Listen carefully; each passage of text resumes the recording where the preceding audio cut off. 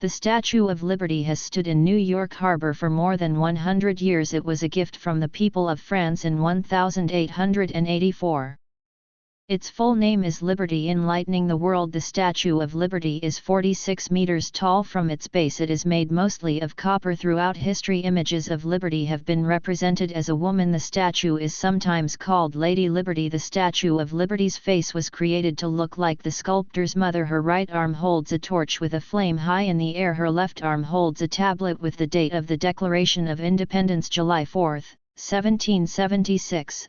On her head she wears a crown of 7 points. Each is meant to represent the light of freedom as it shines on the 7 seas and 7 continents of the world. 25 windows in the crown represent gemstones found on earth. A chain that represents oppression lies broken at her feet. In 1903 a bronze plaque was placed on the inner wall of the statue's support structure or pedestal. On it are words from the poem The New Colossus, written by Emma Lazarus in 1883. The plaque represents the statue's message of hope for people seeking freedom. These are some of its best known words: give me your tired, your poor, your huddled masses yearning to breathe free, the wretched refuse of your teeming shore. Send these, the homeless tempest tossed to me. I lift my lamp beside the golden door. The United States and France have been friends and allies since the time of the American Revolution. France helped the American colonial armies defeat the British. The war officially ended in 1783.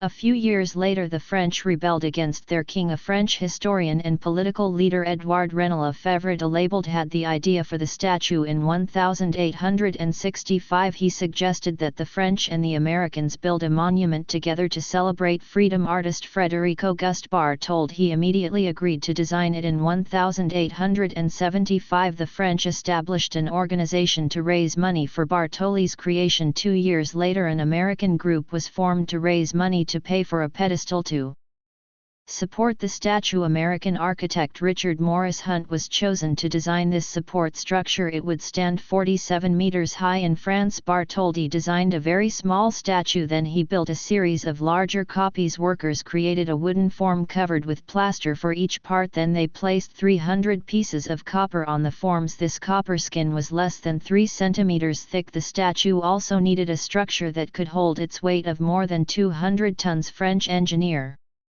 Alexander Gustave Eiffel created this new technology. Later he would build the famous Eiffel Tower in Paris. Eiffel and others worked in Paris to produce a strong iron support system for the statue. The design also needed to permit the statue to move a little. In strong winds, France had wanted to give the statue to the United States on the 100th anniversary of the Declaration of Independence, July 4, 1876, but technical problems and lack of money delayed the project. France finally presented the statue to the United States in Paris in 1884, but the pedestal being built in New York was not finished. Not enough money had been given to complete the project. The publisher of the New York World newspaper came to the rescue. Joseph Pulitzer used his newspaper to urge Americans to give more money to finish the pedestal. His efforts brought in another $100,000 and the pedestal was finished. In France, workers separated the statue into 350 pieces, put them on a ship and sent them across the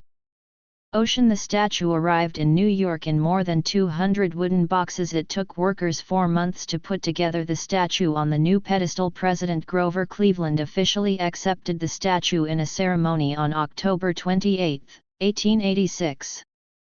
He said, "We will not forget that liberty has here made her home, nor shall her chosen all to be neglected." The Statue of Liberty became a symbol of hope for immigrants coming to the United States by ship from Europe. More than 12 million people passed the statue between 1892 and 1954 on their way to the Immigration Center on nearby Ellis Island. More than 40% of Americans have an ancestor who passed through Ellis Island. Through the years, millions of people continued to visit the Statue of Liberty. A trip to New York City did not seem complete without it. Still, the statue was old and becoming dangerous for visitors. In 1982, President Ronald Reagan asked businessman Lee Iacocca to lead a campaign to repair it. The Statue of Liberty Ellis Island Foundation raised about $100 million in private money to do the work. The repairs included replacing the torch and covering it with 24-karat gold. On July 4, 1986 New York City celebrated a restored and reopened Statue of Liberty. Officials closed the Statue of Liberty following the terrorist attacks in New York on September 11, 2001. It remained closed until August 2004.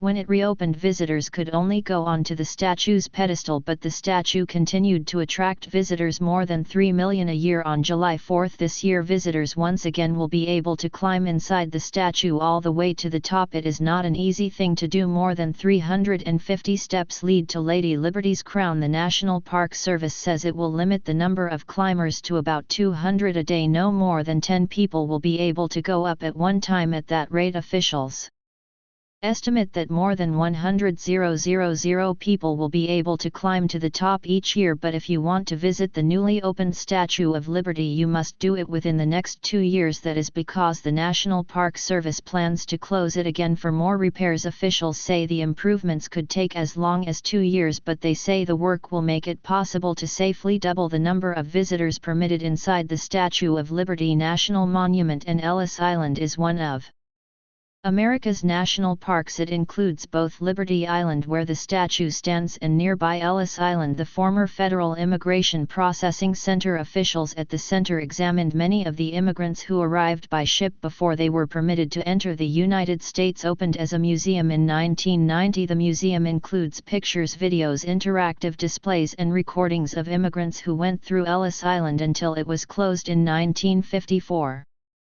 One popular exhibit is the Immigrant Wall of Honor outside the main building. It honors all immigrants to the United States no matter where they entered the country. It now lists the names of more than 700,000 people. A new area of the wall is being prepared for more names to be added. An immigration history center on the island contains the ship records of passengers who entered through New York from 1892 through 1924. Those were the years of the great wave of European immigration before the United States passed restrictive immigration laws.